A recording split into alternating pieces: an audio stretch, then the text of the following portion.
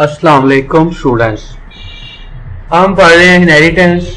Last 2 lecture में हमने simple inheritance को पहले डिस्कस किया, फिर हमने जो है वो मल्टी लेवल इनहेरिटेंस को डिस्कस किया और आज के लेक्चर में हम हायरार्किकल इनहेरिटेंस और मल्टीपल इनहेरिटेंस को डिस्कस करेंगे। सबसे पहले हम देखते हैं हायरार्किकल इनहेरिटेंस को। हायरार्किकल इनहेरिटेंस जो है वो हमें ये अलाउ करती है कि हम एक क्लास से एक से ज्यादा क्लासेस को ड्राइव कर सकते हैं। यानी यहाँ पे पेरेंट क्लास एक होगी और उसके चाइल्ड जो है वो मल्टीपल होंगे, तो उसको हम कहेंगे कि वो हायरार्किकल इनहेरिटेंस है। अब वो मल्टीपल चाइल्ड जो है वो एक पेरेंट क्लास की प्रॉपर्टी जो है वो इनहेरिट कर रहे होंगे। अगर हम इस डायग्राम की मदद से उसको अंडरस्टैंड करें तो यहाँ पे हम देख सकते हैं कि क्लास ए जो है वो एक पेरेंट क्लास है और क्लास बी, सी और डी जो है ये 3 क्लासेस जो है वो ड्राइव क्लासेस हैं और क्लास बी, सी, डी तीनों क्लासेस जो है वो क्लास ए की प्रॉपर्टीज इनहेरिट कर रही हैं। इसके हम एक एग्जांपल देखते हैं। एग्जांपल 1 में हमने क्लास एम्प्लॉय डिफाइन की और उसका जो कंस्ट्रक्टर फंक्शन है उसमें हम 3 पैरामीटर्स पास कर रहे हैं जो कि नेम, एज और सैलरी के हैं। इसका मतलब यह है कि इसके 3 प्रॉपर्टीज हैं इस क्लास के एम्प्लॉय की, जिसमें उसका नेम आएगा, एज आएगा और सैलरी आएगी।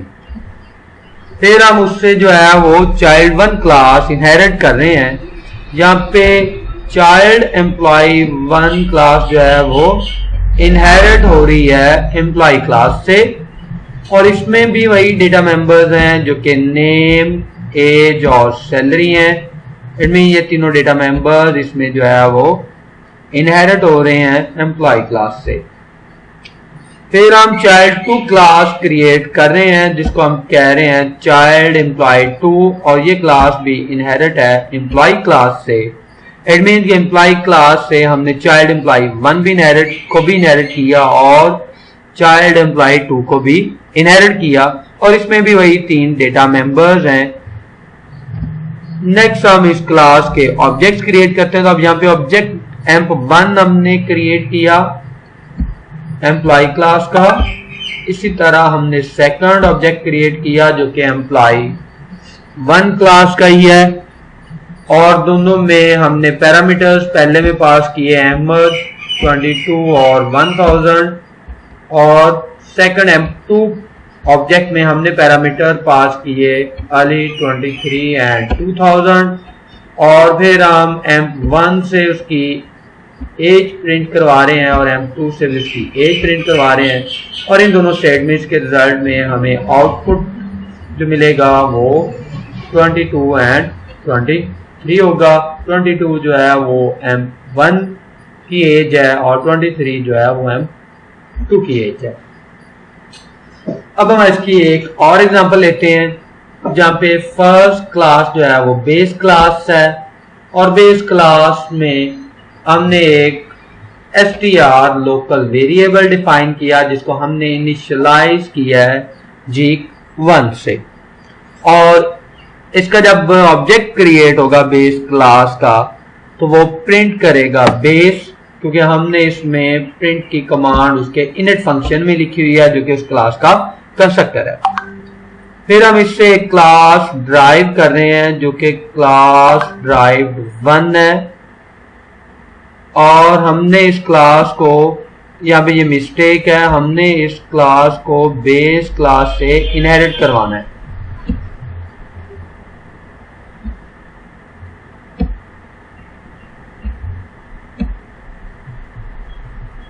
क्लास ड्राइव 1 जो है वो इनहेरिट होगी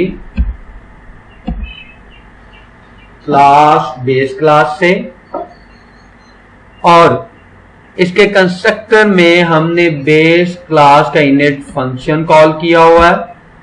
इट मीन जैसे ही हम इसका ऑब्जेक्ट क्रिएट करेंगे क्लास ड्राइव 1 का तो क्लास बेस का कंस्ट्रक्टर ऑटोमेटिकली कॉल हो जाएगा जिससे जो है वो हमें बेस प्रिंट आउट जनरेट करके देगा। और फिर हम जो है वो इसके थ्रू एक वैल्यू प्रिंट होगी इसके कंस्ट्रक्टर के थ्रू, जो कि ड्राइव वन नेट में जब हम इसका ऑब्जेक्ट क्रिएट करेंगे तो पहले ये बेस प्रिंट करेगा, उसके बाद ड्राइव वन प्रिंट करेगा। बेस प्रिंट होगा इस वजह से कि हमने बेस क्लास का कंस्ट्रक्टर इसमें कॉल किया हुआ है, और फिर हमने प्रिंट str का फंक्शन भी इसमें डिफाइन किया हुआ है। हम क्लास ड्राइव वन के ऑब्जेक्ट्स के थ्रू जो है उस फंक्शन को भी कॉल कर सकते हैं। नेक्स्ट क्लास जो है वो ड्राइव टू क्लास है, जो इनहेरिट हो रही है बेस क्लास से। तो यहाँ पे हमने दो classes in base class inherit कर रहे हैं, पहली ड्राइव वन है, दूसरी ड्राइव टू है। तो ये दोनों क्लासेस का पेरेंट क्लास जो है वो बेस क्लास है, इसलिए हम इसको कहेंगे कि ये हायरार्किकल इनहेरिटेंस की एक एग्जांपल है। इस क्लास के कंस्ट्रक्टर से भी हमने बेस के कंस्ट्रक्टर को कॉल किया हुआ है, उसके इनिट फंक्शन को, और इसमें हम प्रिंट कर रहे हैं ड्राइव टू, और यहाँ पे भी प्रिंट str फंक्शन इस क्लास में भी डिफाइंड है। जब हम इनके ऑब्जेक्ट सब क्रिएट करेंगे तो ob1 जो है वो ड्राइव क्लास वन का ऑब्जेक्ट है, और ob1 डॉट प्रिंट स्ट्रिंग से हमें जो है वो स्ट्रिंग की वैल्यू प्रिंट होगी। इसी तरह ob2 जो है वो क्लास ड्राइव टू क्लास का ऑब्जेक्ट है, और फिर हमने उस ऑब्जेक्ट के थ्रू जो है वो प्रिंट str फंक्शन कॉल किया। इसके रिजल्ट में ये आउटपुट वैल्यू तो एज इट इज, क्योंकि हमने यहाँ पे आउटपुट की कमांड लिखी हुई है, तो as it is output print हो जाएगा। यहाँ पे हमने ड्राइव वन ऑब्जेक्ट कॉल लिखा हुआ है, तो ये भी एज इट इज प्रिंट हो जाएगा। ये बेस वैल्यू जो प्रिंट होगी, जो बेस लिखा हुआ है यहाँ पे, ये तब प्रिंट होगा जब हम इसका ऑब्जेक्ट क्रिएट करेंगे। जैसे हम इसका ऑब्जेक्ट क्रिएट करेंगे, यहां से कंट्रोल शिफ्ट होगा ड्राइव वन क्लास में, इसके इनिट फंक्शन में, और इसका इनिट फंक्शन हमने यहाँ पे डिफाइन किया हुआ है। इनिट फंक्शन से कंट्रोल शिफ्ट होगा बेस डॉट इनिट में, और बेस डॉट इनिट से कंट्रोल शिफ्ट होगा यहाँ पे जहां से बेस प्रिंट हो जाएगा। ये बेस का इनिट फंक्शन है, और इसमें हमने प्रिंट बेस की कमांड लिखी हुई है, उसकी बेस पे ये बेस वाली वैल्यू जो है वो प्रिंट हो जाएगी। उसके बाद नेक्स्ट स्टेटमेंट है ob1 डॉट प्रिंट str। तो प्रिंट str की वैल्यू, ये वैल्यू प्रिंट होने के बाद फिर वापस कंट्रोल यहाँ पे आएगा, क्योंकि अभी इनिट फंक्शन प्रिंट हुआ था। उसके बाद ये वाली वैल्यू प्रिंट वाली ये स्टेटमेंट एग्जीक्यूट होगी, जिससे प्रिंट ड्राइव वन प्रिंट होगा। जब प्रिंट ड्राइव वन भी प्रिंट हो जाएगा तो फिर यहाँ पे कंट्रोल वापस आएगा इस लाइन पे, और इस लाइन में हमने ob1 dot print str function को कॉल किया हुआ है। प्रिंट str फंक्शन यहाँ पे डिफाइंड है, जो कि ड्राइव वन में है, और इसमें सिर्फ लिखा हुआ है सेल्फ डॉट str, और सेल्फ डॉट str की अगर हम वैल्यू देखें तो हमने यहाँ पे सेट की हुई है, जो कि g1 है। तो g1 वैल्यू यहाँ पे प्रिंट हो जाएगी। उसके बाद नेक्स्ट प्रिंट स्टेटमेंट एग्जीक्यूट होगी, जिससे प्रिंट होगा ड्राइव टू ऑब्जेक्ट कॉल। फिर हम ऑब्जेक्ट जब क्रिएट होगा ob2 ड्राइव टू का, तो कंट्रोल शिफ्ट होगा ob2 ड्राइव टू के इनिट फंक्शन पे, और इसके इनिट फंक्शन में पहली जो लाइन एग्जीक्यूट होनी है वो बेस डॉट इनिट है। तो यहाँ पे कंट्रोल शिफ्ट हो जाएगा बेस डॉट इनिट में, बेस डॉट इनिट में प्रिंट होगा बेस, इट मीन ये वाली बेस वैल्यू प्रिंट हो जाएगी। यहां से फिर कंट्रोल वापस आएगा इससे अगली लाइन पे, जो कि ड्राइव टू प्रिंट की कमांड है, ड्राइव टू। यहां से ड्राइव टू प्रिंट होगा, जो कि आउटपुट में ड्राइव टू आपको नजर आ रहा है, और फिर यहां से कंट्रोल वापस आएगा अगली लाइन इंस्ट्रक्शन पे, जो कि ob2 डॉट प्रिंट str है। जब ये फंक्शन कॉल किया जाएगा तो आप कंट्रोल यहाँ पे आना है इस फंक्शन में, और यहाँ पे सिंपली लिखा हुआ है सेल्फ डॉट str। तो सेल्फ डॉट str इस क्लास में तो डिफाइंड ही नहीं है, str डिफाइंड है बेस क्लास में, तो एक्चुअली क्योंकि बेस क्लास में जो str की वैल्यू है वो इनहेरिट हो रही थी वो प्रॉपर्टी ड्राइव 2 में, और जो कि G1 है, और G1 जो है वहां से गेट करके ये ऑटोमेटिकली प्रिंट कर देगा। यहां से कंट्रोल शिफ्ट नहीं होता जब ये वाली स्टेटमेंट एग्जीक्यूट होनी है, क्योंकि str जो है वो बाय डिफॉल्ट इनहेरिट हो रहा है। Inheritance, as a result of inheritance str drive 2 class का डेटा मेंबर है, इस वजह से जो है वो एक्सेस हो रहा है। नेक्स्ट हम मूव करते हैं मल्टीपल इनहेरिटेंस की तरफ। मल्टीपल इनहेरिटेंस में हम एक क्लास को ड्राइव करते हैं मल्टीपल बेस क्लासेस से। इसका मतलब यह है कि यहाँ पे हमारे पास जो पेरेंट क्लासेस हैं वो एक से ज्यादा होंगी और एक चाइल्ड क्लास होगी। वो एक चाइल्ड क्लास एक से ज्यादा पेरेंट क्लासेस की प्रॉपर्टीज को इनहेरिट कर रही होगी, यानी यहाँ पे हमारे पास सुपर क्लासेस एक से ज्यादा होंगी और चाइल्ड क्लास जो है वो एक होगी या ड्राइव्ड क्लास, और वो इनहेरिट हो रही होगी मल्टीपल पेरेंट क्लासेस से। इसको हम इस डायग्राम की मदद से समझ सकते हैं। यहाँ पे हमारे पास दो बेस क्लासेस हैं, एक बेस 1 क्लास है, दूसरी बेस 2 क्लास है, और हम इससे एक नई क्लास ड्राइव कर रहे हैं जो कि बेस 1 और बेस 2 दोनों की प्रॉपर्टीज को इनहेरिट कर रही होगी। इसकी हम एग्जांपल लेते हैं। तो यहाँ पे हमारे पास दो बेस क्लासेस हैं, एक बेस 1 क्लास है, इसका इनिट फंक्शन है जहाँ पे हमने str1 उसका लोकल डेटा मेंबर है, उसको हमने G1 से इनिशियलाइज किया है, और इसका कंस्ट्रक्टर से प्रिंट होगा बेस 1।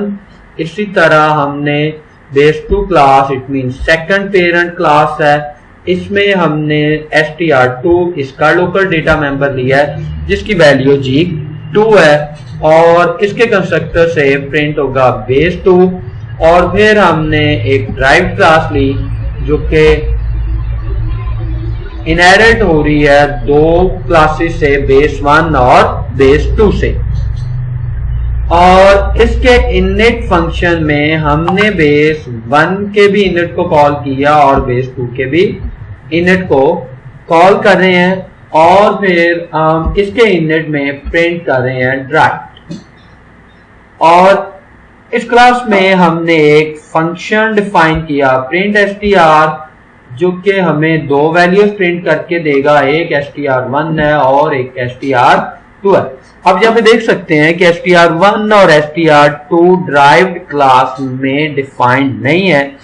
str1 और str2 हमने बेस 1 और बेस 2 क्लासेस में डिफाइन किए हैं, लेकिन क्योंकि हम ड्राइव क्लास को इनहेरिट कर रहे हैं या ड्राइव कर रहे हैं बेस 1 और बेस 2 से, तो फिर बेस 1 और बेस 2 के जो डेटा मेंबर्स हैं str1 और str2, ये अब डेटा मेंबर इनहेरिट होंगे ड्राइव क्लास में, और हम उन्हें यहाँ पे एक्सेस कर सकते हैं। हमें अब str1 और str2 को एक्सेस करने के लिए बेस 1 और बेस 2 क्लास के ऑब्जेक्ट क्रिएट करने की जरूरत नहीं है। अगर हम इसके इनपुट की तरफ आए तो यहाँ पे ये तो सिंपली आउटपुट प्रिंट करेगा जो कि यहाँ पे प्रिंट किया हुआ है, क्योंकि एज इट इज जैसे हम प्रिंट में कमांड में लिखेंगे एज इट इज प्रिंट होगा। फिर हमने ऑब्जेक्ट क्रिएट किया जो कि ड्राइव क्लास का, और ड्राइव क्लास का ऑब्जेक्ट क्रिएट जब करेंगे तो इसके रिजल्ट में हमारा कंट्रोल आएगा इस क्लास के इनिट फंक्शन में, और इनिट फंक्शन में पहली लाइन जो हमने एग्जीक्यूट की हुई है वो बेस 1 का कंस्ट्रक्टर है, तो बेस 1 का कंस्ट्रक्टर कॉल होगा, उसके रिजल्ट में बेस 1 प्रिंट हो जाएगा। उसके बाद बेस 2 का कंस्ट्रक्टर कॉल होगा और बेस 2 प्रिंट हो जाएगा। तो यहाँ पे बेस 1 और बेस 2 सिर्फ उस वक्त प्रिंट हो रहे हैं जब हमने ड्राइव क्लास का ऑब्जेक्ट क्रिएट किया। जैसे हम ड्राइव क्लास का ऑब्जेक्ट क्रिएट करेंगे तो उसके रिजल्ट में ड्राइव क्लास का कंस्ट्रक्टर कॉल होगा, ड्राइव क्लास के कंस्ट्रक्टर से बेस 1 और बेस 2 के कंस्ट्रक्टर कॉल हो रहे हैं। और फिर हम जो है वो ड्राइव क्लास के ऑब्जेक्ट से प्रिंट str फंक्शन कॉल कर रहे हैं।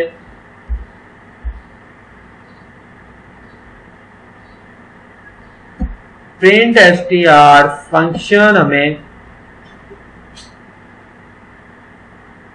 JIC1 और JIC2 प्रिंट करके देगा। और ये जो ड्राइव प्रिंट हुआ है, ये ड्राइव बेसिकली जब हमने इसका ऑब्जेक्ट क्रिएट किया तो उसमें पहले एग्जीक्यूट हुआ बेस 1 का कंस्ट्रक्टर, फिर बेस 2 का कंस्ट्रक्टर और फिर ड्राइव प्रिंट हुआ। ये 3 वैल्यूज प्रिंट होने के बाद कंट्रोल जो है वो ob1.print.str पे कन्वर्ट होगा। और जब ob.print.str फंक्शन कॉल होगा तो यहाँ से कंट्रोल शिफ्ट होगा इस फंक्शन में, और इस फंक्शन में प्रिंट की कमांड में str1 और str2 को प्रिंट किया गया। इसके रिजल्ट में JIC1 और JIC2 वैल्यूज प्रिंट होंगी। इसके साथ ही इनहेरिटेंस का टॉपिक हमारा जो है वो कंप्लीट हो चुका है। अब हम इस सारे को इनहेरिटेंस को इन जनरल देखें तो इनहेरिटेंस के जितने भी लेवल्स हैं, जो कि एक सिंपल इनहेरिटेंस है, मल्टी लेवल इनहेरिटेंस है, हायरार्किकल इनहेरिटेंस है और मल्टीपल इनहेरिटेंस है।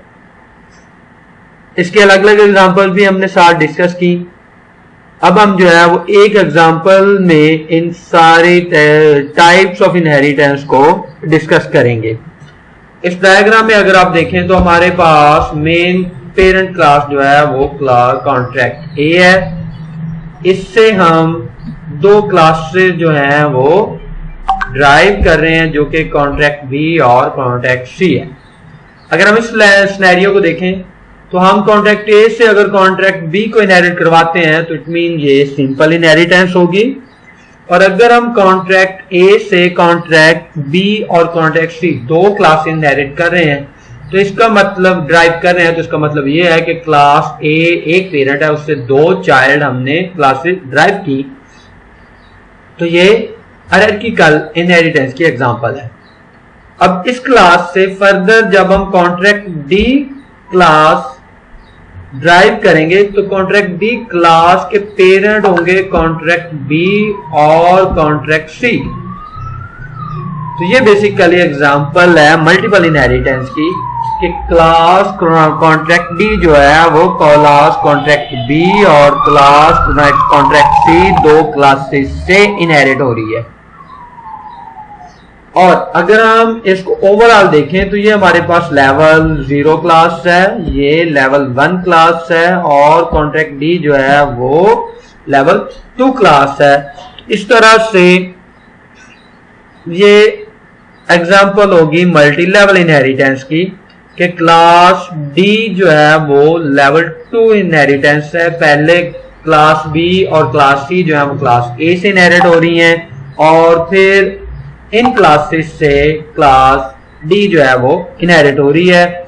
और प्रोग्रामिंग में भी हम इसको पहले कॉन्ट्रैक्ट ए क्लास को डिफाइन करेंगे, फिर कॉन्ट्रैक्ट बी डिफाइन करेंगे और हम साथ बता रहे हैं कि ये क्लास ए से इनहेरिट हो रही है, और फिर क्लास सी को डिफाइन करेंगे और साथ ये बताएंगे कि ये क्लास ए से इनहेरिट हो रही है। और अगेन हम क्लास डी जब डिफाइन करेंगे तो ये एक्चुअली इनहेरिट हो रही होगी क्लास ए, बी और सी। इट मीन क्लास डी में क्लास ए, क्लास बी और क्लास सी के डेटा मेंबर्स और मेंबर फंक्शन जो हैं वो ऑटोमेटिकली इनहेरिट हो रहे होंगे, उन्हें हम यहाँ पे डिफाइन करने की जरूरत नहीं है। इसी सारे सिनेरियो को हम एक एग्जांपल की मदद से भी समझ सकते हैं। इस एग्जांपल में हमने जो पेरेंट क्लास डिफाइन की है वो है फैमिली क्लास। फैमिली क्लास में एक फंक्शन है शो फैमिली, यानी जब हम इस फंक्शन को कॉल करेंगे तो ये प्रिंट करेगा दिस इज आवर फैमिली। तो ये वैल्यू इसके रिजल्ट में प्रिंट होगी। फिर हमने जो है वो नेक्स्ट क्लास डिफाइन की फादर।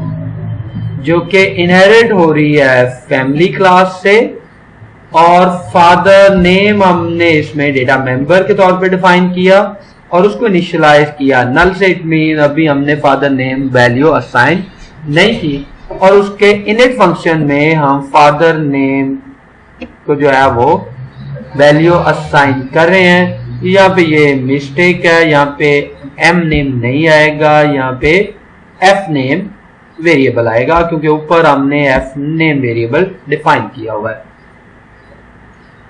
और फिर शो फादर फंक्शन उसमें डिफाइन किया, और जब हम इस फंक्शन को कॉल करेंगे तो उससे self dot father name print होगा।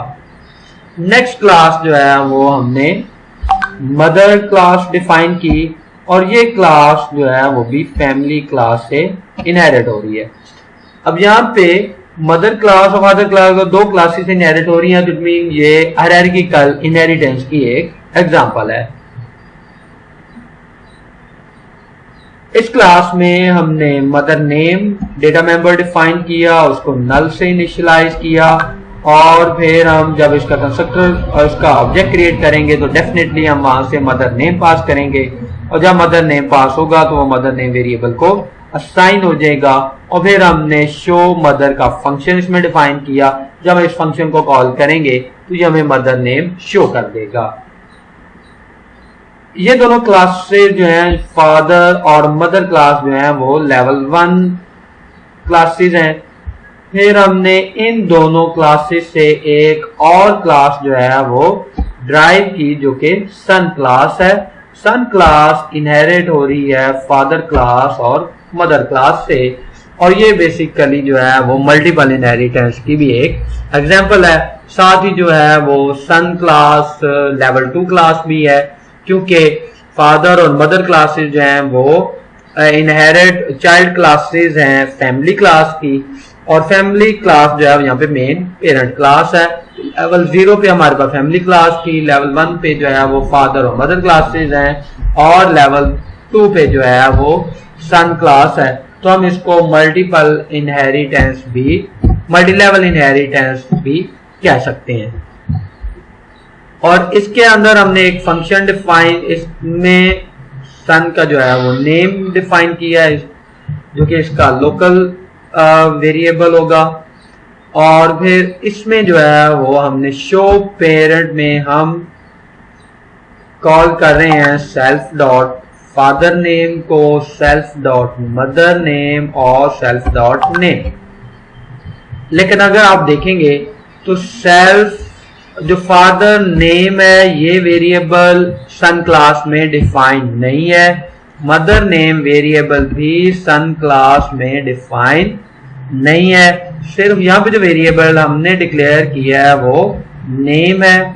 ये नेम वेरिएबल जो है वो पहले किसी भी क्लास में डिफाइन नहीं किया गया, तो फादर और मदर नेम वेरिएबल इस क्लास में इनहेरिट हो रहे हैं क्लास फादर और क्लास मदर से। अब हम इसके ऑब्जेक्ट्स क्रिएशन की तरफ आते हैं और फिर इसका आउटपुट देखते हैं।